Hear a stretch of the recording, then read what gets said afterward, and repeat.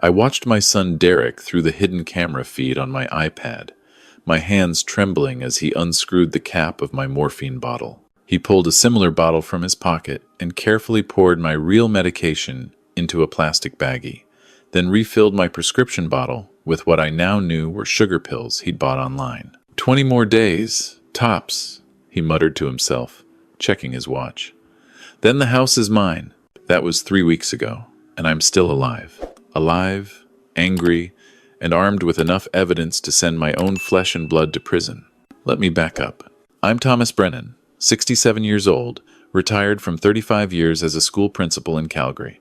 Married to Catherine for 42 years until pancreatic cancer took her 2 years ago. We raised 2 kids in our home in Mount Royal, a beautiful 4-bedroom house Catherine and I bought in 1985 for what now seems like pocket change.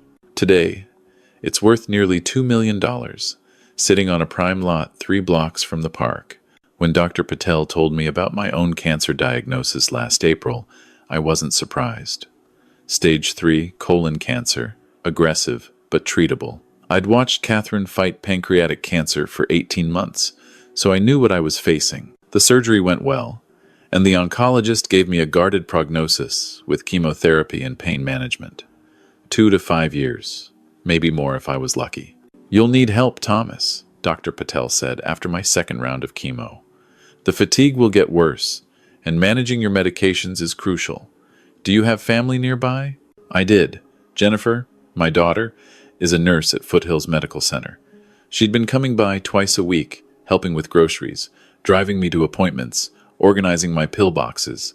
She'd offered to move in, but she had her own family. 2 teenagers and a husband who worked oil rigs up in Fort McMurray. I couldn't ask her to upend their lives. Then there was Derek. Derek showed up at my door 2 days after I got home from my first hospital stay. I hadn't seen him in 8 months. He looked rough, thinner than I remembered, with dark circles under his eyes and a nervous energy that made him pace my living room like a caged animal. Dad, I heard about the cancer, he said, not quite meeting my eyes. I want to help. Let me move in, take care of you. You shouldn't be alone. I should have been touched. I should have been grateful. Instead, I felt a cold twist in my gut that I couldn't explain. Derek had always been my difficult child. Not bad, exactly, just lost.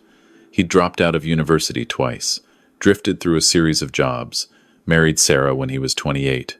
She was beautiful, ambitious, and had expensive tastes that Derek's income as a car salesman couldn't support. I'd lent them money over the years. $60,000 for a house down payment they never used for a house. $30,000 to invest in a business opportunity that never materialized. $20,000 for debt consolidation. Each time, Derek promised he'd pay me back. He never did. But he was my son. When Catherine was dying, he'd visited maybe 3 times. When she passed, he showed up late to the funeral, reeking of whiskey. Jennifer had been furious with him, and they'd barely spoken since. Derek, that's kind of you, I said carefully. But Jennifer's been helping, and I'm managing okay. Jennifer has her own family, Dad. I've got time. Sarah and I are between places right now anyway. His eyes flickered to the family photos on the mantel, lingering on the one of Catherine and me in front of this house.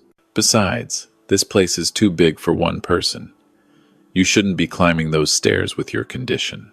Between places. That meant they'd been evicted again. Against my better judgment, I said yes. Maybe it was the morphine talking. Or maybe I wanted to believe my son had finally decided to step up. He moved into the guest room that weekend, bringing 3 duffel bags and a laptop. The first week was fine. Derek made breakfast, drove me to my chemotherapy appointments, even vacuumed the living room. Sarah came by twice, looked around the house with an appraising eye that made my skin crawl, but she was polite enough. The second week, things changed. I started feeling worse. Not just tired from the chemo, which was expected, but foggy, confused. My pain seemed more intense, and I was sleeping 16 hours a day. When I mentioned it to Dr. Patel at my follow-up, she frowned. Your vitals look good, Thomas. Your blood work is actually improving. The fatigue should be decreasing at this point, not increasing. She adjusted her glasses, studying my chart. Are you taking your medications as prescribed? Derek helps me with them, I said. He's very careful. Let's keep an eye on it. If it gets worse, call me immediately. When I got home, Derek was in the kitchen, my pill organizer open on the counter. He jumped when I walked in, quickly closing the lid. Hey, Dad. How was the appointment? Fine, I said, watching him. Dr. Patel said I should be feeling better by now, not worse. Something flashed across his face. Panic? Guilt? It was gone too fast to tell. Well, cancer's unpredictable, right? Maybe you need more rest. He steered me toward the living room. Why don't you lie down? I'll bring you your afternoon meds. I lay on the couch, but I didn't sleep. I watched Derek through slitted eyes as he came back with my pills and water. He stood there, waiting until I swallowed them, watching my throat like he was making sure they went down. That night, I couldn't shake the feeling that something was wrong. Tuesday morning, my home health aide arrived. Gloria Chen had been coming 3 times a week since I started chemo, checking my vitals, helping with wound care from the surgery, monitoring my symptoms. She was a tiny woman in her 50s, efficient and no-nonsense, with sharp eyes that missed nothing. Good morning, Thomas, she said, setting down her nursing bag. Then she paused, studying my face. You look terrible. How are you feeling? Exhausted, confused. The pain's worse. Gloria pulled out her blood pressure cuff and thermometer. As she worked, she asked questions. When did the symptoms intensify? Was I eating, drinking enough water, taking my medications on schedule? Your son's been helping with the meds, right? She asked. Yes. Derek's very attentive. Too attentive, maybe. Gloria's voice was carefully neutral. Thomas, your blood pressure is lower than it should be, and your heart rate is elevated. Your pupils are dilated. These aren't typical chemo side effects, especially not at this stage. What are you saying? She was quiet for a moment, then pulled out her phone. I want to take pictures of your medication bottles, just the labels, for my records. I watched as she photographed each bottle in my pill organizer. When she picked up the morphine bottle, she unscrewed the cap and examined the pills closely, even sniffing them. Thomas, when was this prescription last filled? 2 weeks ago. Why? These pills don't look right. Morphine sulfate extended release should have specific markings. These look like plain white tablets. She pulled out her phone again and searched something. Has Derek been handling your medications exclusively? My mouth went dry. Yes. Gloria's expression hardened. I need you to trust me. Don't take any more medications that Derek gives you. Tell him you're feeling better and don't need them as often. Can you do that? Gloria, what's going on? I can't be sure yet, but I've been a nurse for 28 years, and I've seen medication tampering before, usually in elderly patients with valuable estates. She met my eyes. Is your son in your will, Thomas? The room tilted. He and Jennifer split everything 50-50. And if he was your only surviving child, I felt sick. Everything would go to him. Gloria squeezed my hand. Don't panic. We need to be smart about this. I'm going to take one of these pills to a pharmacist friend of mine, get it analyzed. Meanwhile, I want you to be very careful. Can you call Jennifer? Jennifer and Derek barely speak. If I call her and tell her I suspect Derek of something like this, then don't tell her your suspicions. Just ask her to visit more often. You need witnesses around you, people Derek can't manipulate. Gloria packed up her bag. I'll be back tomorrow. In the meantime, act normal. If Derek asks, tell him I said you're doing great and your vitals are improving. Don't let him know we're suspicious. After she left, I sat in my recliner, staring at the family photo on the wall. Derek at 8 years old, gap-toothed and grinning, holding up a soccer trophy. Jennifer at 6, her arm around her little brother. Catherine and me, young and happy, believing our kids would always be close. When had it all gone so wrong? Derek came home around 3, carrying groceries. Hey, Dad. Gloria said you're doing better? She did, I lied, my heart pounding. Blood pressure's improving. She thinks I might not need as much pain medication. His expression flickered. That's great, but you should still take your full dose. You don't want breakthrough pain. Maybe I'll just take it as needed instead of on a schedule. Dad, that's not how morphine works. You need consistent levels. His voice had an edge now. Dr. Patel prescribed it for a reason. I'll talk to Dr. Patel about it at my next appointment. Derek's jaw tightened, but he forced a smile. Sure. Whatever you think is best. That night, he brought me my evening meds, as usual. I pretended to swallow them, then spit them into a tissue after he left the room. I felt guilty, paranoid, ridiculous. This was my son. Surely Gloria was wrong. But when I woke up at 3 in the morning to use the bathroom, I felt clearer than I had in weeks. My head wasn't foggy. The overwhelming exhaustion had lifted slightly. And that's when I knew Gloria was right. My son was poisoning me. I didn't sleep after that. I lay in bed, listening to Derek snore in the guest room, and tried to figure out what to do. Call the police? With what evidence? Gloria's suspicions weren't proof. I needed something concrete, something undeniable. At dawn, I called an old colleague, Martin Price, who'd retired from the school board 5 years ago and now did security consulting. I told him I wanted to install security cameras in my house, that I'd been having problems with packages being stolen from the porch. Tom, you need a full system. Not just the porch, Martin said. I'll come by this afternoon, get you set up. Won't take long. Derek will be here. Tell him it's for your safety. At your age, living alone with cancer, it makes sense. Insurance company probably recommends it anyway. When Derek got back from wherever he'd gone that morning, I told him about Martin's visit. Derek's eyes went cold. Cameras? Why? Are you worried about something? Insurance. Martin says it'll lower my premiums. We can't afford that right now, Dad. I can afford it. It's my house. Something ugly crossed Derek's face, but he swallowed it down. Fine. Whatever. Martin arrived at 2. He was 6'4", built like a linebacker, with a bald head and a handshake that could crack walnuts. Derek took one look at him and disappeared upstairs. Where do you want them? Martin asked quietly. Kitchen, living room, my bedroom, the hallway outside the guest room. Martin raised an eyebrow but didn't ask questions. It took him 2 hours to install 4 small cameras, so subtle you'd never notice them unless you knew where to look. He synced them to an app on my iPad and phone, showed me how to review footage, how to set up motion alerts. They record 24/7, saved to a cloud server. Even if someone destroys the cameras, the footage is already backed up, he explained.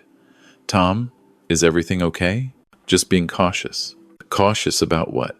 Package thieves don't come inside your house. His eyes drifted toward the ceiling, where Derek's footsteps creaked overhead. Is it your son? I didn't answer, but I didn't have to. Martin gripped my shoulder. Call me if you need anything. I mean anything, Tom. I'll be here in 10 minutes. That night, I pretended to take my medication from Derek, then spit it out again. I stayed up until midnight, watching the camera feed on my iPad, feeling like a spy in my own home. At 1:37 a.m., Derek's bedroom door opened. I watched him creep down the hallway, pause outside my door, listen. Then he went downstairs to the kitchen. I switched to the kitchen camera. Derek opened the cupboard where I kept my medications, pulled out the morphine bottle, and dumped half the pills into the garbage disposal. Then he refilled it from a different bottle he'd pulled from his jacket pocket. He stood there for a moment, holding my real medication, and I saw him smile. My son smiled as he threw my morphine in the trash. I saved the video clip, my hands shaking so badly I almost dropped the iPad.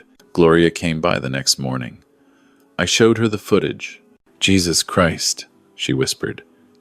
Thomas, we need to call the police right now. Not yet. I need more. I need to know why, and I need to know if Sarah's involved. Who cares why? He's killing you. I need to understand. My voice broke. Gloria, he's my son. Before I destroy his life, I need to know how he could do this to me. Gloria looked at me with pity. Greed doesn't need complicated reasons, Thomas. But if you want more evidence, I'll help you get it. Just promise me you won't wait too long. I spent the next week documenting everything. Derek switching my pills. Derek going through my filing cabinet when he thought I was asleep, photographing documents. Derek on his laptop, searching how long does untreated colon cancer take to kill, and can morphine withdrawal cause death, and contesting a will in Alberta. On day 5, Sarah came over. I'd set up a small audio recorder in my study, hidden inside a book on the shelf. I left my door cracked open and pretended to doze in my recliner. "How much longer?" Sarah's voice, sharp and impatient. The pharmacist said withdrawal from his real morphine, combined with the pain from cancer, should cause a rapid decline. Could be another 2 weeks, maybe 3. That's too long. We're out of money, Derek. The casino's threatening to send collectors. I know. I'm trying. Try harder. Give him more of the fake pills. Tell him he needs higher doses. What if he gets suspicious? He's old and dying. He's not going to suspect his own son. A pause. What about Jennifer? What about her? She's been coming around more. She'll challenge the will. The will's ironclad. Dad updated it when Mom died. The lawyer said unless Dad changes it while mentally competent, it stands. Then make sure he doesn't change it. You're his power of attorney for healthcare, right? Yeah. I got him to sign that last week. Told him it was for medical decisions if he couldn't communicate. Perfect. Once he's incompetent, you control everything. The doctors, the medications, the end-of-life decisions. We can do this, Derek. 2 more weeks, and we're millionaires. I heard them kiss. Then, footsteps, and they left my study. I sat there in my recliner, tears running down my face, listening to my son plot my death. That evening, Jennifer called. I don't know what made her call right then. Maybe intuition, maybe luck. She said she'd been thinking about me and wanted to come by. "Tonight?" Derek asked, his voice tight when I told him. "It's kind of late, Dad. She's my daughter. Of course she can come over." When Jennifer arrived, she took one look at me, and her face went white. "Dad, you look awful. You've lost weight. Are you eating?" "I'm eating fine." "How are the meds working? Are you in pain?" "The pain's manageable." She turned to Derek. "Is he taking everything as prescribed?" "Of course." Derek's voice was smooth. "I'm very careful with his medications." Jennifer's eyes narrowed. Something in her nurse's training must have clicked. She studied me, then Derek, then back to me. "Dad, can I talk to you alone?" "Jennifer, that's not necessary," Derek started. I said alone. Derek left the room, his jaw clenched. Jennifer sat beside me and took my hand. "What's going on?" she whispered, and I told her everything. Jennifer's face went through shock, denial, rage, and finally a cold, terrible understanding. "That son of a bitch. That goddamn son of a bitch. I have evidence, videos, recordings, everything. Then we call the police. Right now. I want to hear him say it. I want him to admit what he's doing and why. Dad, this is insane. He's trying to kill you, and he'll go to prison for it. But I need closure, Jennifer. I need to look him in the eye and have him tell me the truth." Jennifer argued with me for another 20 minutes, but finally agreed. We made a plan. The next day, I told Derek I wanted to update my will. His eyes lit up, just for a second, before he controlled his expression. "Oh? Why's that?" "I've been thinking about the house. It's worth a lot now. I want to make sure it's distributed fairly. Can you call my lawyer? Set up an appointment?" "Of course, Dad. I'll call him tomorrow. Actually, I was thinking I might leave the house entirely to you. Jennifer's doing well. She doesn't need it. But you and Sarah could really use the help." Derek tried to look humble, but I saw the greed in his eyes. "Dad, that's incredibly generous. But are you sure? I don't want Jennifer to feel..." "I'm sure. You've been taking care of me. You deserve it." That night, Derek was on the phone with Sarah for hours. I couldn't hear the whole conversation, but I caught enough. They were celebrating. 2 days later, my lawyer came to the house. His name was Robert Chen, Gloria's husband, who happened to be a criminal defense attorney. He'd agreed to help me, though he'd cautioned me that what I was doing was risky. Derek sat in on the meeting, helpful and attentive. Robert went through the motions of discussing the will, making notes, while I changed bequests to favor Derek. When we finished, Derek practically glowed.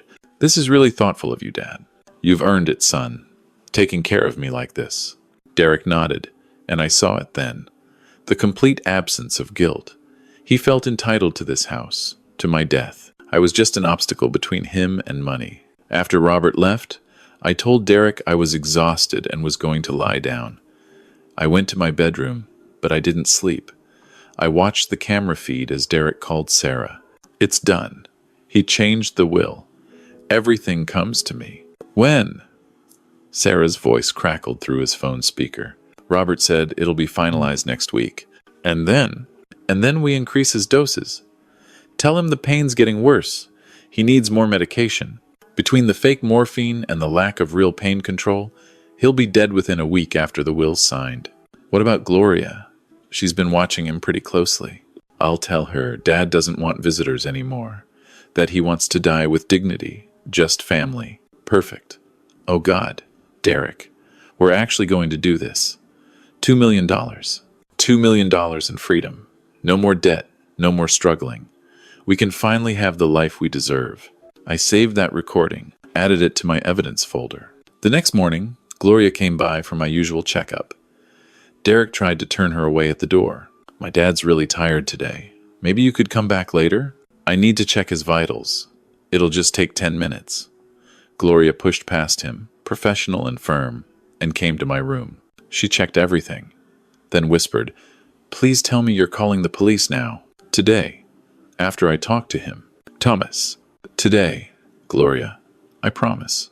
That afternoon, I called Derek into my study. I'd set up my iPad on the desk, recording. Derek, sit down. We need to talk. He sat, looking concerned. What's wrong, Dad? Are you feeling okay? I know what you're doing. His face went blank. What do you mean? The morphine, the fake pills, the plan with Sarah. For a long moment, Derek just stared at me.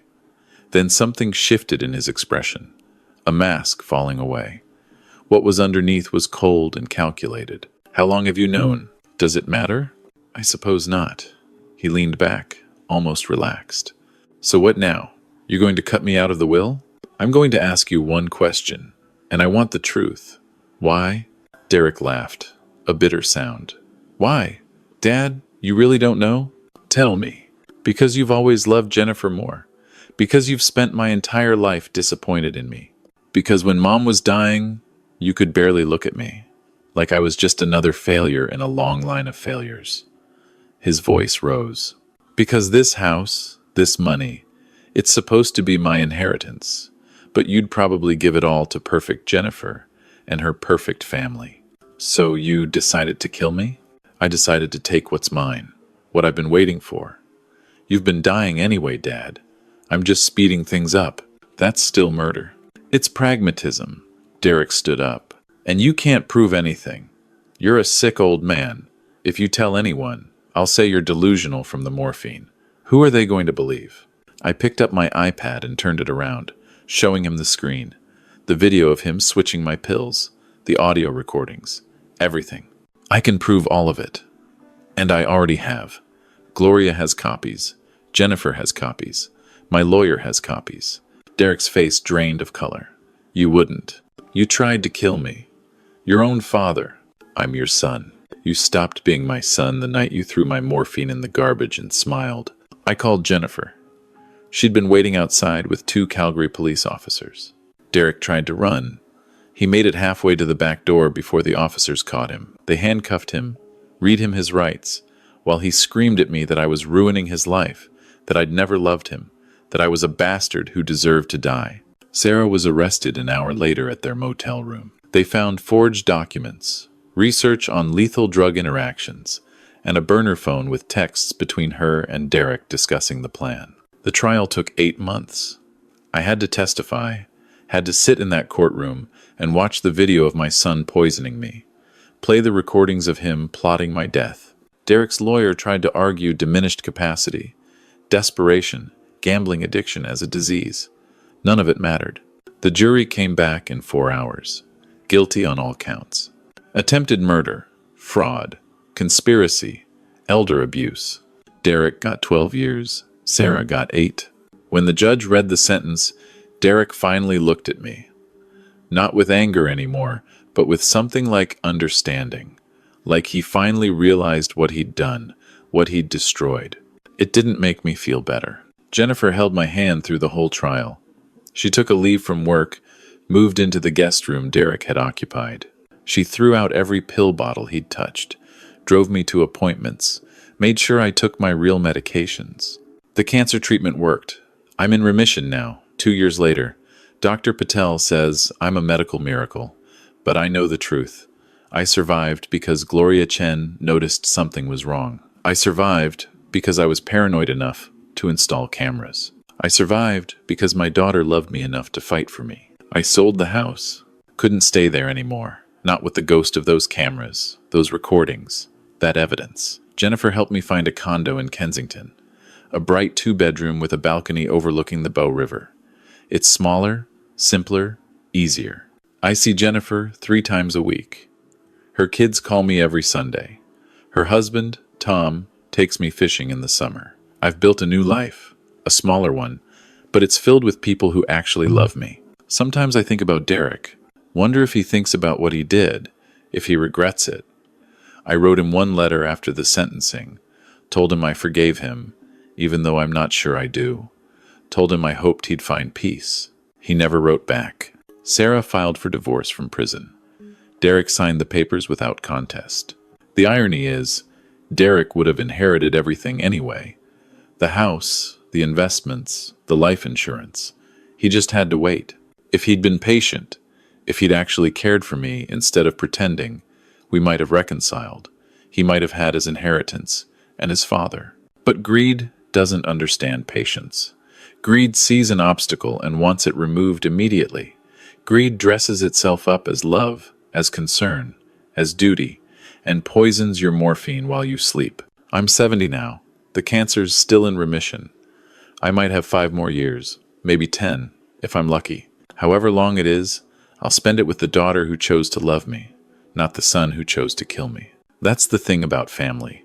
Blood doesn't mean anything if it's not backed up by loyalty, by genuine care, by sacrifice. Jennifer proved she was my family by holding my hand through chemotherapy and court dates. Derek proved he wasn't by smiling as he threw my medicine away. I have nightmares sometimes. I dream I'm back in that house, swallowing pills, feeling the fog creep in, not knowing what's happening.